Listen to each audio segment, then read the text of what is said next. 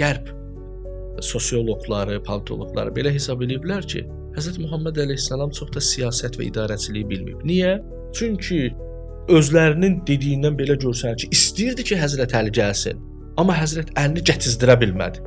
Bu günlərim amma gətizdirmək çox asan bir məsələdir. Kimsə istədiyin adamı yenə gətirmək çox asan məsələdir və bunu rahatlıqla həll etmək olardı. O eləyə bilmədi. Ona görə ki, o başa düşmür ki, dinin ruhiyyəsi nədir. İstəyirdim başa düşək, niyə görə imamət tövhidin şərti olur? Ümumiyyətlə Allahı tapmaq elə başa düşüblər ki, elə elmi cəhətdəndir. Bu Allahı tapmaq olsaydı, onda ya əyyuhəllezina amanu aminu billah.